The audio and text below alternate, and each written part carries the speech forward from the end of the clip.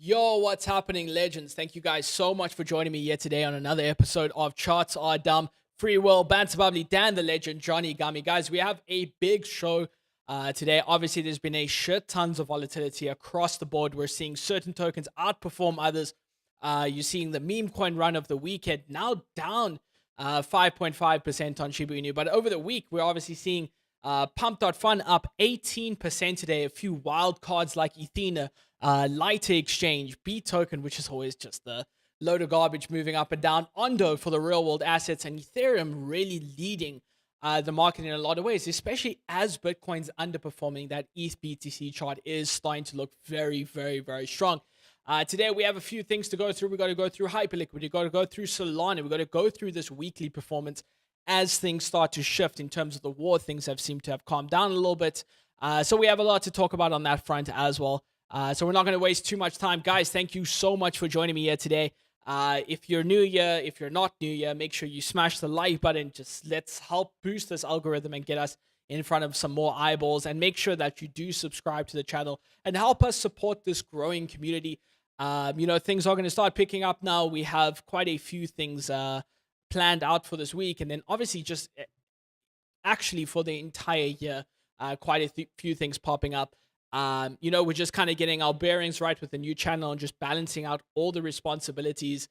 As you guys know, if you have been part of the community, I recently left my previous situation to actually start building up something of my own. And that's across the board. That's in and out of crypto. But yeah, guys, much love to you guys. I appreciate you guys being here. Make sure you're liking. Make sure you're smashing the like button. Commenting at the end of the video as well. Let's not waste too much time. Let's get straight into it, guys. Of course, Bitcoin for the most part has been, at least over the last couple of days, a really rangy sideways market. Lower time frame here, diving into about the 12-hour time frame. We're seeing a little bit of a swing failure formation starting to play out here. We had a little bit of a local range here set at about 65.5, breaking up towards the upside, creating that bearish retest on a slightly lower time frame here. We'll look at the 4 hours, a really solid bearish retest going into the weekend. Obviously, this being Friday afternoon, dumping into that point over the weekend, a slow, low volume, as you guys can see on the chart right here, gradual increase towards the upside, and a final push going into weekly open as we retested and rejected quite aggressively, as you guys can see from this pin bar candle, whatever it's called, rejection from the range high right there. And it does look as if on the lower time frame here, we can expect to see Bitcoin retesting back towards the mid-rangey level of about 64.5, but I don't think that's going to hold too well given the volume on the way towards the upside. We didn't see any massive buy pressure kicking in for Bitcoin. He very, very slow, consolidated volume towards that period, and most of it obviously falling in those low liquidity environments of the weekend. I'm expecting Bitcoin to obviously start seeing that retracement towards these lower points here of about 63.8, especially given last week's reaction and the loss of that major region of about $65.5 thousand, right? Bitcoin on a higher time frame, it's really just that sideways price action that we've been expecting. We were unable to retest this higher time frame range high. We did come fairly close to it, which we count sort of as a rejection, right? Just not enough buy pressure to push us up to these levels. I do think that there does create a little bit of a unfulfilled demand, so to speak, in these areas here of not reaching that. But I just don't think there's enough buy pressure on Bitcoin. I don't think it's the exciting asset of the week or of the year for markets right now. I just don't think it's a really good time to be buying, right? It's really in that strange place where we are testing the previous all-time highs, or we are within that ETF consolidation period. And the market really doesn't understand or really can't comprehend as to whether or not the market has bottomed or we have topped. So it's really in that weird no man's land. For me, guys, higher time frame perspective, effectively we're doing the same thing that Bitcoin has been doing for the better part of a year now, where effectively we see a major downtrend, we then consolidate sideways and then extend that trip towards the downside. As you guys know, part of my strategy, something I really cannot deny, is fully surrounded by the 4-year cycle. Right? It's just something that has historically been accurate. And where we look at that, we have to look at that through the same lenses where we determine the top would be in October 2025 to where we determine the bottom to be. And that obviously looking at roughly October, November of 2026. So what we're experiencing right now does align with every single cycle, and the market is still getting very, very prematurely excited at any move in the market or any recovery. But if we zoom out a little bit, what we can see is nothing out of the ordinary, right? No renewed buy pressure in the market. The market's not even digesting the excitement around, what's happening on the Clarity side of things, right? The Clarity Act is obviously something that many people are lobbying to get pushed. They think that that's going to be the next catalyst for crypto. But from a price action perspective, we're still not really seeing anything too heavy from the Bitcoin perspective. What I'm seeing is a local top after a small amount of relief in Bitcoin before we do have that strong likelihood of starting to see and create those new lows in the market. Obviously, guys, I am still expecting towards that 30K for a market bottom, so I won't be buying any Bitcoin anytime soon. I'm looking for reasons to flip that perspective. And for me, guys, as a trader, you have to maintain your ability to be reactive, right? You have a set trading plan, but you have to learn how to be reactive.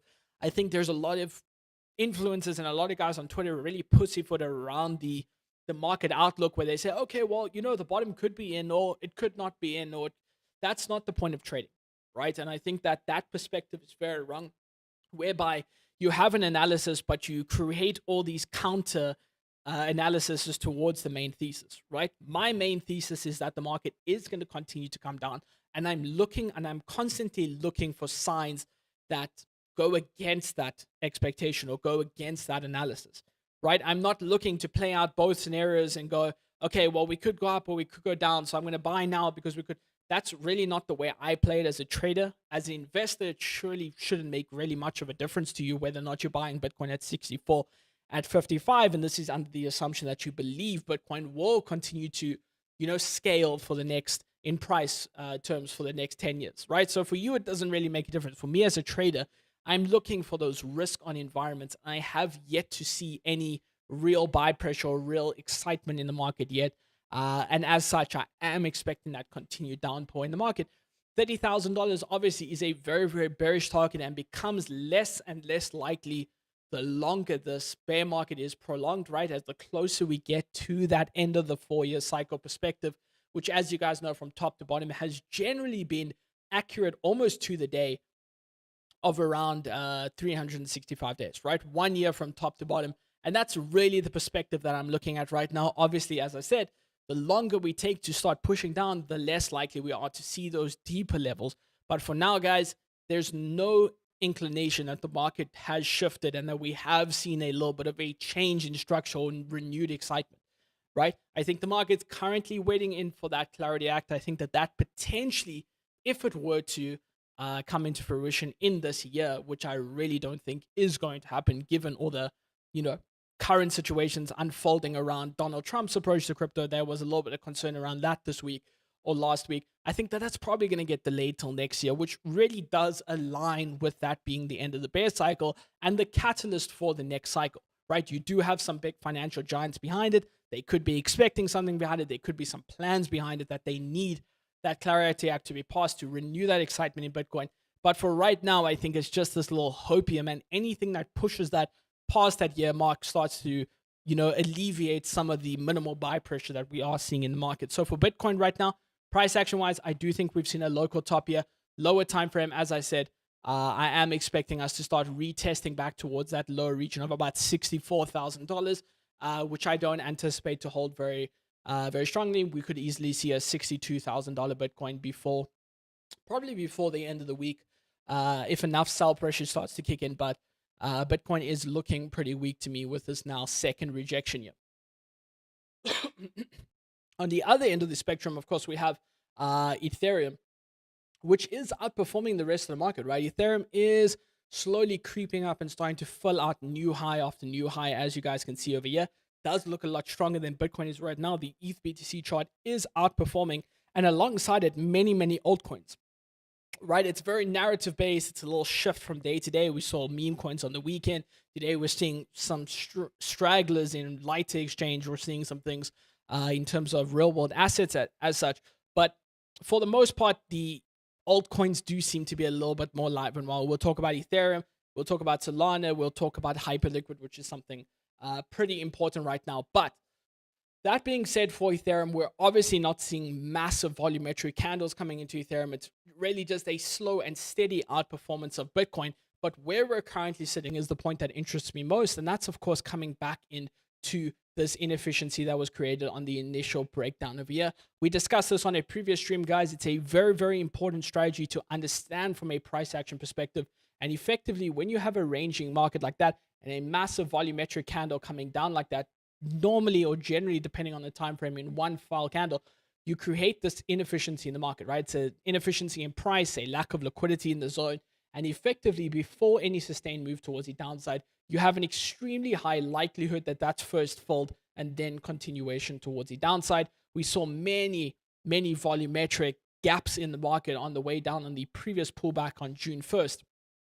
And that's obviously created these little fair value gaps, if you will, in the market there that Ethereum is obviously now on the attempt to fill. We're not seeing any outlandish growth in volume. Ethereum's buy volume is actually falling towards the downside. If you understand that strategy, guys, we are seeing a decrease in volume during this uptrend, and during any downtrend, an increase in volume, as you guys can see over here. So I don't necessarily see this move being sustained for much longer. I think if you're looking for that downward turn from Ethereum from this zone right here, does start to get a little bit exciting for me. And I think that Ethereum could easily start to rip down towards these lower points here. We do, on the other hand, we are fighting a bit of a, substantial level of support at these low regions here, guys. This is a multi-cycle long level of support coming in at around this $1,500 level, which is where we're seeing that relief coming in. But price action wise, I think that Ethereum doesn't hold this region at all. And I think coming into this little level of resistance, if we scale it out a little bit as well, we can see the multiple rejections in the past from this zone as well. So looking for that reversal. I think also the shift in market structure by breaking that previous low again, coming back in for that retracement point there. If we look at it perfectly into that 50% zone there, looking for that continuation towards the downside. 1, 2, 3, 4, and yeah, this will be the fifth major rejection from that point in the previous cycle as well. Very similar price action to find support around that zone and then come in for that bearish retest before pulling down towards the lower end right there. So that's what I'm seeing for Ethereum right now. I do think that we're potentially coming into that local top, regardless of the relative strength that we're seeing in Ethereum. I think that, that obviously just stands in line with what we're expecting from Bitcoin to reach that $64,000 region. I am bearish, and I am not advising. Whoa. I am myself taking a more bearish positioning in this current market, right? I think we've seen the good relief. I think we've seen a lot of the excitement, but I am anticipating some further downside from this point on. Cool. Up next, we obviously have Hyperliquid, which is something I recently posted about right here, going into the 1 hour chart. Hyperliquid's a very, very interesting one. Now continuing that breakdown, a little structural change from this. I've taught you guys the strategy before. This is on a higher time frame perspective here.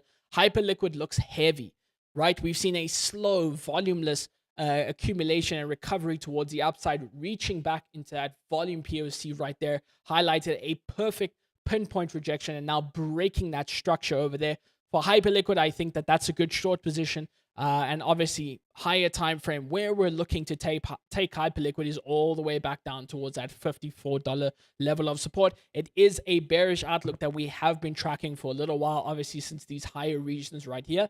But now looking at Hyperliquid, obviously, very, very bearish outlook for Hyperliquid over the next couple of weeks, next couple of days, next couple of weeks. I think Hyperliquid does see that $54 zone. So positioning wise, I think in a really, really interesting level right here. For those of you guys who do trade specifically, obviously for me, guys, the positioning was right over here, which happened this little bit earlier today. That positioning is right over here. That's a pure rejection from that point. Now breaking the structure. Obviously, we want to see those closes below on the hourly, which is still 26 minutes away. We have now the market open 3 minutes ago, so expecting a little bit of volatility on that front. Little sweep of this region here coming back in to retest these zones. That's a better entry for you to find that acceptance back below the region. And lower time frame, just looking to carry it out to 56.5. which from that perspective is a 6% return with a fairly minimal risk towards the upside. Higher time frame if you're looking to add to a previously existing position, which we had. Obviously, hyper liquid from these regions over here looks pretty decent for some additional capital in it, driving it back down towards those $54 regions. From this perspective, is a solid 9.5% pullback.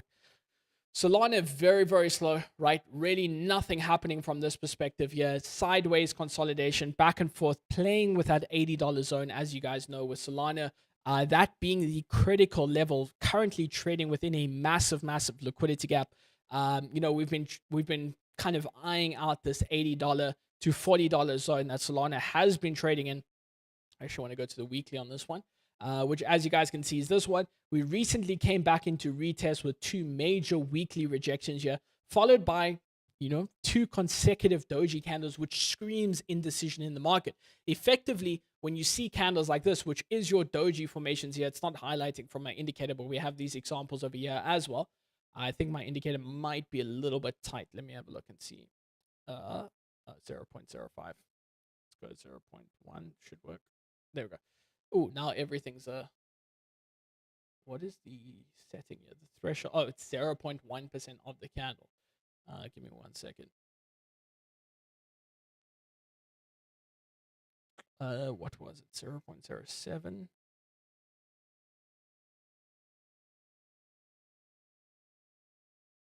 Can't get this one exactly, but it's fine. You guys get the point. What we're seeing here on that doji is 2 separate ones, which screams that indecision in the market. Indecision is when the market's neither bullish nor bearish from a candle structure perspective. And Solana trading at that critical level, it makes sense as if it's waiting for, or the buyers and sellers are waiting for a little bit more confirmation from the rest of the market, right? Bitcoin as that proxy, Ethereum as that proxy. Solana's positioning is really just a leverage play on what happens on that front. If we do see the major rejection on the Ethereum and the Bitcoin front, then that's obviously where you start diving into that Solana trade again, looking for those further pullback zones, right? As you guys know, trading between these levels here, we have a major pullback target of about $40, which is a sizable 50% potential retracement as far as Solana goes. So from Solana's trading perspective, really in that no man's land between that $75 and $80. Above $80, strong bullish signal towards those high regions of about 120. Below $80, of course, we're looking at targeting that 50% correction back down to the lower part of the liquidity gap at about $40 for Solana. This weekend, obviously a lot of excitement as far as pump goes. This one's really outperforming the rest of the market by pretty sizable margin here. We actually called this one pretty decently. Some pretty strong rejection calls from this perspective. I'll take you to the hourly here where it should be a little bit more relevant. Right, so we had the consolidation estimation right here that went down a little bit further than expected, filled out a lot of the inefficiency, a lot of that fair value gap, followed by the continuation towards the upside here, right? No real smart structural perspective here on, I think obviously this was a little bit of a higher time frame perspective here than anticipated previously, but effectively we just had the upwards momentum followed by the downward consolidation, filling out a large part of these gaps here. I thought it would come down a little bit less to about 18, but did come down substantially further, and now does continue that move towards the upside here. Now into that heavy resistance point, which we discussed on the previous show.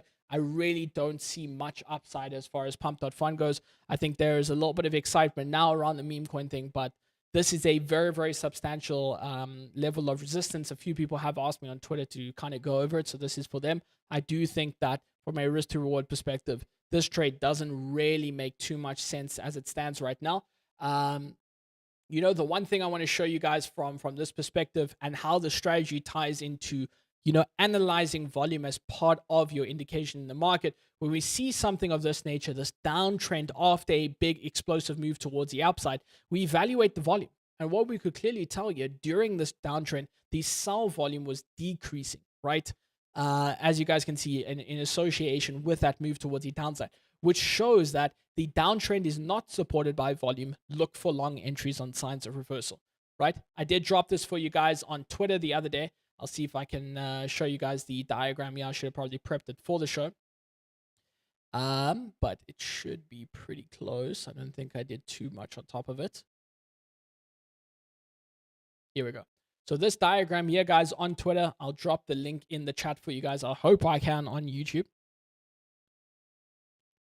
But that link right there shows you this description. When we see the volume decreasing, as you guys can see in this example, and the price decreasing at the same time, it's not supported by any volume, right? There's no momentum behind that downpour, and you want to look for exit on short positions, or in this case, look for entries on that long position, which in this turn did increase that move towards the upside.